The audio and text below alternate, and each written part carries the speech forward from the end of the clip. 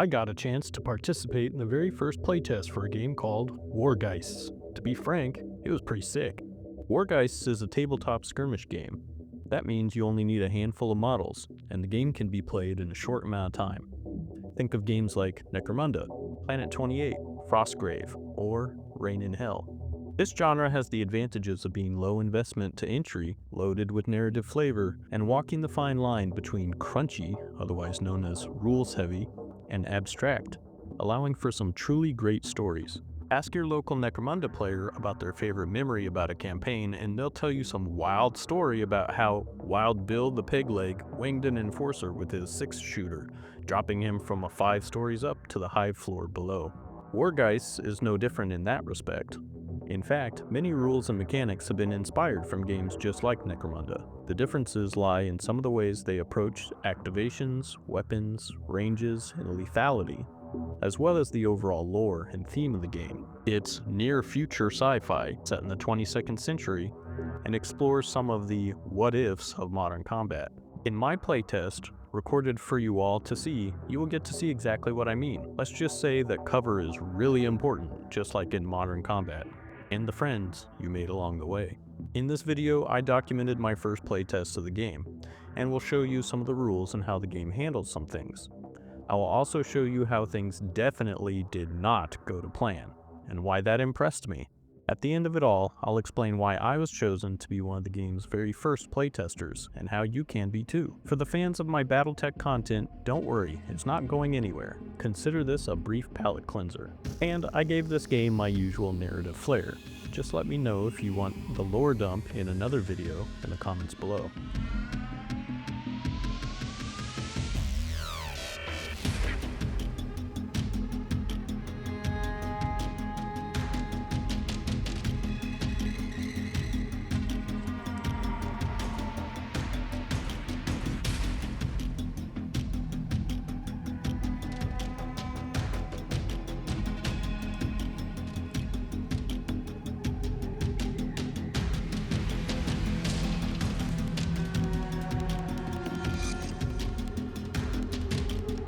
List building is still under construction, but just know that you each choose a number of models, or operators, and their kit, based on the conflict level. This is quite an interesting concept, but it is very math heavy and prone to imbalance, so they're trying to get this part right and take it slow.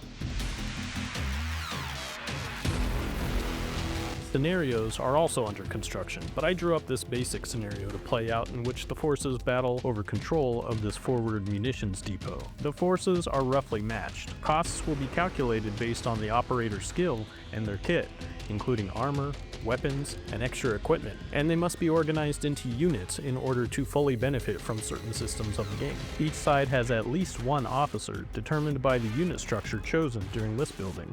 Unit structure are things such as squads, platoons, etc., and determine how many soldiers are in a unit and how many officers as well.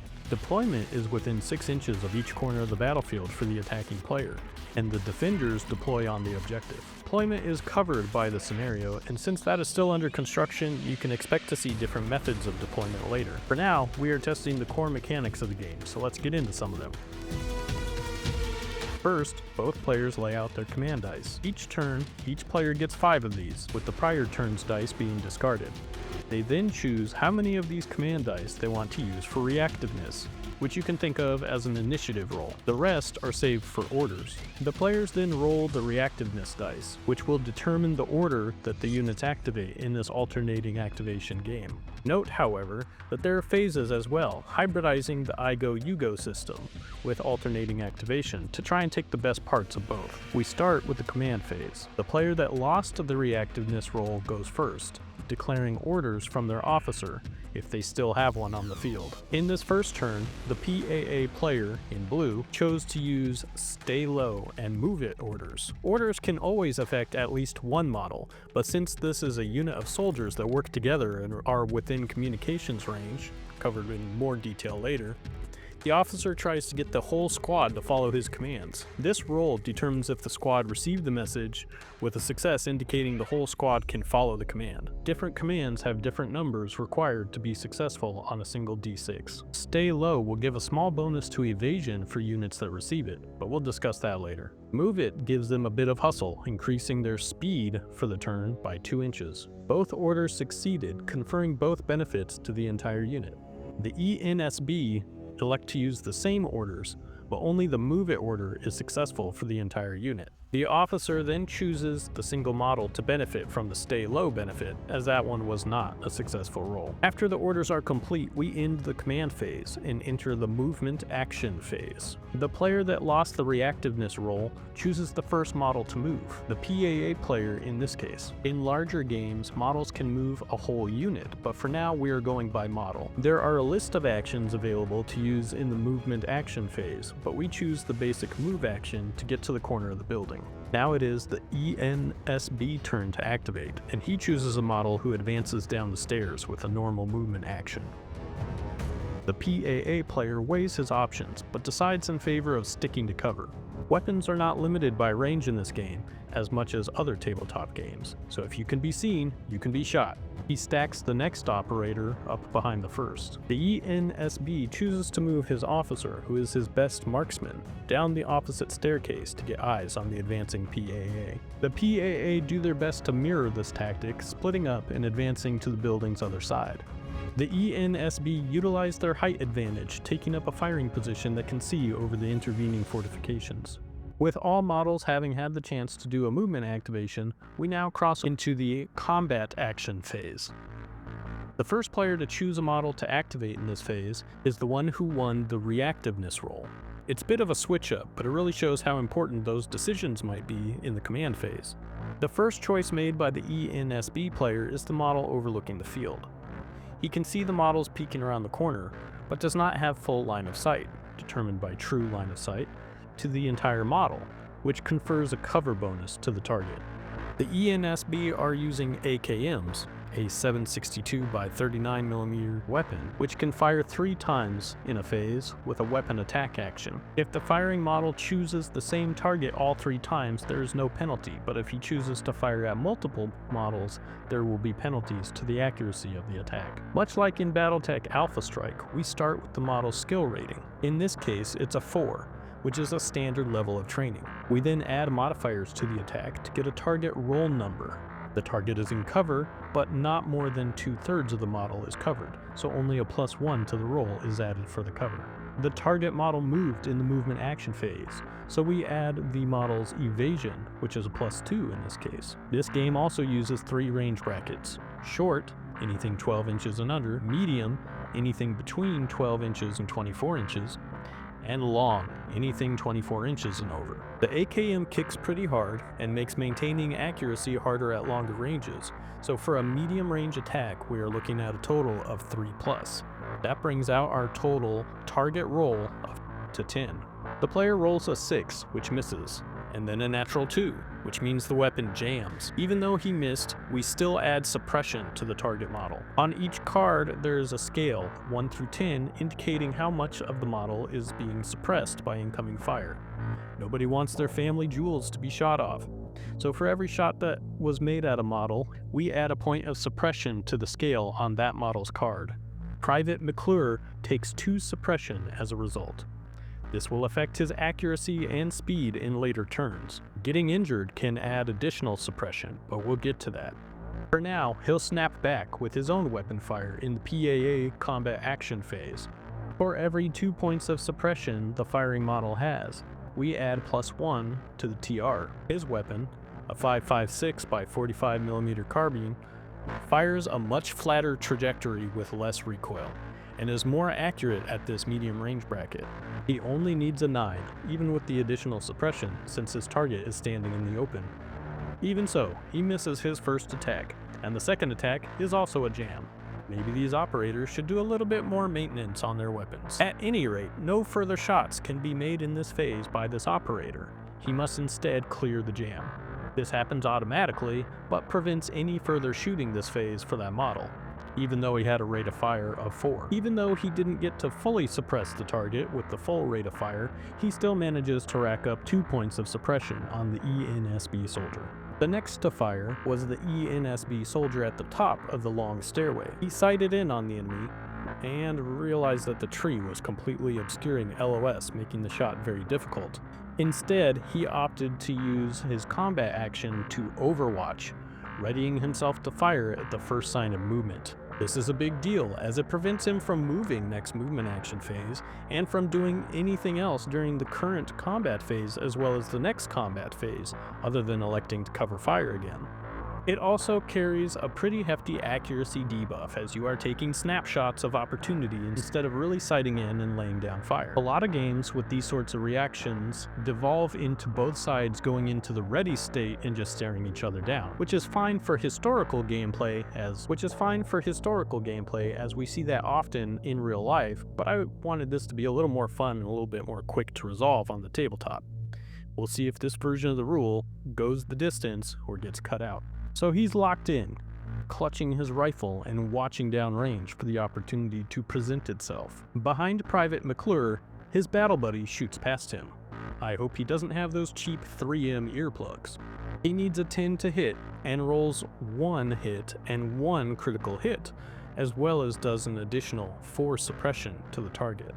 Oh boy, a critical hit is exciting as it bypasses armor, but it doesn't exactly get to show off the armor mechanics, so we'll start with the regular hit.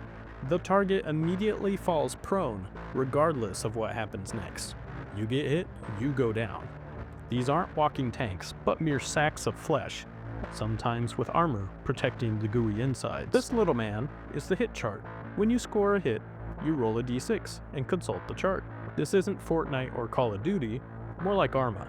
So most soldiers are trained to shoot center of mass. You are more likely to hit your target in either the torso or the abdomen. Coincidentally, most ballistic rated armors only cover your chest and abdomen at most. So the PAA attacker rolls a 3, hitting the target dead center of mass in the first attack. Note that you have to declare which attack you are rolling for in advance. If you have a critical hit and a regular hit, you can't just pick one. You can't just do the roll and then say, oh wait, I'm using the critical hit. Yeah, it doesn't work like that. No cheesing it. So the regular attack hits the target in the chest, protected by a ballistic plate carrier. The second attack, the critical hit, hits the abdomen, which although is also covered by this particular plate carrier, the critical hit ignores armor and passes through it to deal damage directly. Ballistic armors are usually rated by what type of impact they can safely deflect away from the wearer. There are many rating systems, and different countries may have different systems, sometimes even multiple rating systems as testing methods change. In WarGheists, they've gone for a simple armor level system, similar to the now outdated rating that the United States used up until 2024. Keep in mind that these are abstractions based off an already outdated rating system though, so don't confuse that for real-world accuracy. Levels 1 and 2 are mainly for sidearm defense. It might be capable of stopping a handgun bullet from a low-power sidearm, or weak impacts. Most modern weapon platforms are more than capable of punching through this type of armor. Things like a simple Kevlar weave, or pressed suede plates, are the types of armor that you might see at this level. There used to be a level 3A that was not as tough as level 3 standard, but it was somewhere between. These could stop larger sidearm cartridges such as the 357 and the 44 Magnum rounds at some distances. WarGheists don't really differentiate, as it lumps this category in with level 2. Level 3 armor was a pretty standard level for a long time.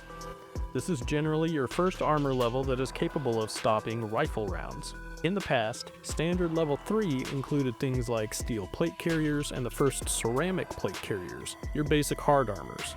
They are a bit bulkier and thus slow down the wearer, but provide excellent protection for a couple of hits. The problem with these types of armor is things like spalling, where chunks of the plate material would blast back through the carrier and into the wearer, or deformation, in which a tiny bullet with a lot of force turns into a massive slug with slightly less force. making your entire protective plate into the projectile. Still, level 3 systems were generally rated to stop standard 7.62 by 39mm rounds, which were the most common form of projectile on the battlefield for quite a long time. Level 4 is the most resistant protection available today in the real world. Strictly regulated to military or police use, this level is meant to be resistant to all but the most purpose-made of armor-piercing rounds. This might have been achieved through new manufacturing processes or by new alloy blends, but I'm not a scientist. Also of note, there is no such thing as a level 4 helmet by today's standards. Aside from the materials being too heavy to comfortably wear, there are a few reasons more on why they don't actually exist. One, even if the material is resistant enough to deflect the impact, deformation may still turn the headgear into the impacting force, taking your skull with it. Secondly, the muscles in your neck and shoulders are not strong enough to resist that type of impact to your skull without your neck breaking. The highest level headgear in WarGheists is currently level 4. I make some guesses that someday they will solve those two physics problems, but it is going to cost you a lot. Level 5 is where we start to hit sci-fi levels of protection. Although this is not on the official ranking systems used for inspiration for the game, it signifies advances in production methods and materials that might one day yield higher protection than what is currently possible. For balance reasons, we assume that it is heavy as shit and makes you essentially a bulletproof slug. Now that you are bored to death from my breakdown of something a lot of you military nuts might already know, let's resolve all these roles. First, we compare the threat projection value of the weapon to see how it is at penetrating armor at this range. For a 5.56mm, it's capable of defeating level 2 armor, but our friend here with level 3 armor should be able to absorb the round. He might just feel like a mule kick in the chest is all. The shot to the torso that was not a critical hit is absorbed by the armor. Subtract the damage of the attack, listed on its card or in its entry in the appendix, from the durability of the armor on the armor card. Too many hits and the armor will become useless. Once the durability reaches 0, any remaining damage transfers through and the armor is useless from that point on. For the critical hit, however, we go straight to the injury. The targeted model's player rolls 2d6. It's nothing complicated, but breaks down casualties in an abstract fashion. The damage not absorbed by the armor is subtracted from the results of the 2d6 roll, and the hit location stipulates a further modifier to the roll. The player then consults the injury table to see how the operator fares. Without going over the whole table, as it may be subject to change, just know that if you get a 3 or below, the model dies instantly. If you roll a 12, the operator might have just been grazed and is able to shake off the shot with no further effects. In most cases, however, the model will sustain an injury and require medical attention. The severity depends on the exact results of the roll, but for the most part, friendly models with the medic rule, either inherent or conferred through pieces of kit such as a first aid kit, are able to treat them in later turns. For now, our unfortunate Soviet friend has taken a pretty nasty gut shot. He's alive, but barely. A medic will need to treat him before he can get back into the fight, and even then, he's not likely to be much use. Each injury a model shakes off still adds 2 suppression levels that cannot be removed during the battle, no matter what. I know that seemed agonizingly slow, but I promise it is only that slow because of my explanations. The entire sequence of rolling the attack, figuring out where and how badly the model was hit, took about 2 minutes on the table. Speaking of speeding along, the ENSB soldier on the long stairs is next. He doesn't have any great shots either, so he elects to go into Overwatch as well to await targets of opportunity. On the other flank, PAA soldiers round the corner and sight in on the soldier on the short stairs. Same issue, the trees are getting in the way and making shooting difficult, so the soldier opts to go into Overwatch. See how this might be easy to default into? The soldier on the stairs responds by also overwatching. I give up. The PAA officer can't really see much, so he passes his combat activation instead. With that, we go into the resolution phase. This is the phase you heal suppression levels if you did the appropriate actions during the turn. You don't want this meter to fill up, otherwise the model will be fully suppressed and can only make specific actions during the turn. So we start a new turn cycling back to the command phase. You can see that this game is, at its core, a pretty quick and easy system to learn, but difficult to master. Cover is life, and having high rate of fire weapons is great for suppression. To keep this video within some kind of time limit, I'll try to speed up the rest of how the test went. Winning the reactiveness roll tended to continue to be quite strong, and the ENSB were quite good at gambling on that 3d6. The PAA did manage to remove some suppression via an officer's order, which was handy for reducing the accuracy debuffs. The move order flopped, unfortunately. I wrongly assumed it wouldn't be all that important. Also assuming the enemy was properly suppressed with one man down, the PAA attempted to close the distance and get in close. That was a mistake. I believed the PAA soldier would be protected by his stay low order, as well as the inaccuracy modifier granted by the overwatching soldiers, and I wanted to bait them into wasting all their overwatch on the first man out of cover. Overwatching fire happens out of the normal phase order. As soon as Peter McClure broke cover and crossed the field, the ENSB player was allowed to choose a model to fire Overwatch instead of activating a different model. Although they did take the bait and fired on him, the results were a bit disastrous for poor Private Peter McClure. Poor Peter thought he was going to make it. A critical hit was the last result after a long string of misses. Poor Peter thought he was going to make it. Right before a round slips past his plate carrier and drops him. The heavy AKM round lodged in his heart, apparently, because he was instantly killed in action. Well, seeing his buddy die, surely the enemy wasted all their good luck, right? The next soldier attempted to cross the killing field, catching a spray of Overwatch fire for his boldness. He didn't escape the notice of the ENSB soldier on the stairs. 3 shots were fired, and the last one hit. He got hit in his unprotected arms, and the heavy AKM round damn near tore his arm off, sending him into cardiac arrest. The misfortune didn't stop there. On the other side, the PAA officer made his own dash for cover. The ENSB officer didn't let that escape his notice and fired off another burst of fire. Luckily, the shots all missed, but the officer still got his suppression from the ordeal. In the combat action phase, the only model who could still act, since he wasn't overwatching, was the PAA officer, so he shot off his own burst. Due to the suppression and the difficulty, he did not land a single shot, but the barrage was sufficient to lay the ENSB soldier low and suppress him.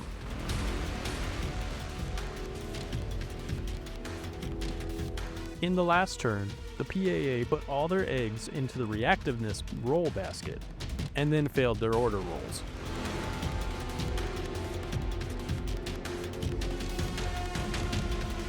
The ENSB called out the PAA officer as their target, which was bad. He was already stuck out in the open, suppressed, and needed to get to cover. I sprinted him, foregoing a combat action this turn to get his ass into cover. Meanwhile, the ENSB forces maneuvered, with one soldier going in for the kill, while the officer went to pick up his injured soldier.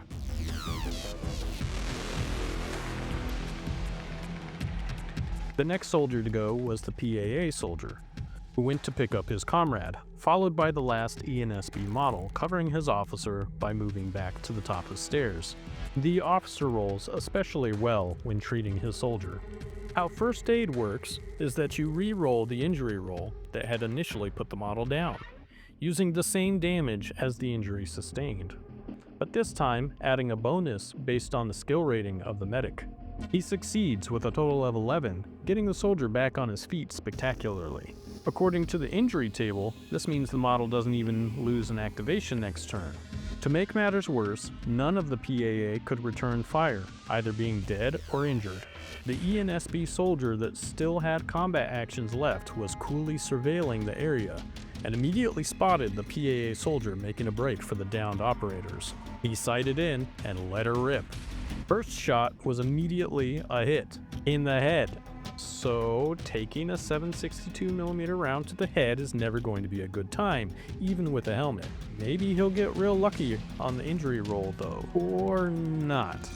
He's dropped immediately. With that, the playtest was pretty much done. The ENSB forces held the high ground, kept the PAA from destroying the depot, and sent a pretty stern message. How will the PAA react? Will they escalate? Guess we'll have to find out in the next one. What I think was working as intended was that the units that dash into an open field with enemies watching get shot down pretty quick. The armor matters, but it isn't the most important factor. The weapon performance is a big draw, and there are plans to add many things that firearm enjoyers may find interesting, such as weapon mods and special kit. We haven't even dabbled yet with other types of weapons, such as marksman's rifles, squad automatic weapons, LMGs, RPGs, etc. So that was neat and all, but how did I get access to this shiny new game before all the other people in the world? Well, if you haven't picked up on it yet, it's because I am the one writing it. Yep. This disabled veteran gamer is using his real-world Army Infantry 11 Charlie Hua experience to make a game for milsim nerds. My legs may not work right anymore, but my dice rolling hands sure do. Without going into too much politics, all my financial security nets are going away, or at least highly endangered. Veteran disability? Questionable. SNAP? Gone. Medicaid? Also gone. Heating assistant? Well, that might be state-run, because it's cold up here. I will have to check, but it's probably also gone. If you don't know this, veteran disability does not pay much if you aren't 100% disabled to begin with. And with the rest piled on top, I had to do something. So here I am, trying to make something that people will find valuable enough to pitch a few dollars my way. If you find the game interesting and want to try it for yourself, or maybe just to watch it develop, as I have a lot of work left to do, head over to my Patreon and become a member to find out how. I haven't exactly worked out all the details, but any member, free or paid, will be the first to find out how to get access to the playtests. I will continue to make episodes on other topics, but episodes on the progress of this game are going to start entering the mix. I have a lot to talk about on these subjects, but maybe I'll save some of it for another video. Thanks for sticking around, and a big thank you to my Patreon supporters who continue to fund these shenanigans. And thank you, viewer, for watching it all the way to the end. It means a lot. Until the next time, the battle will continue.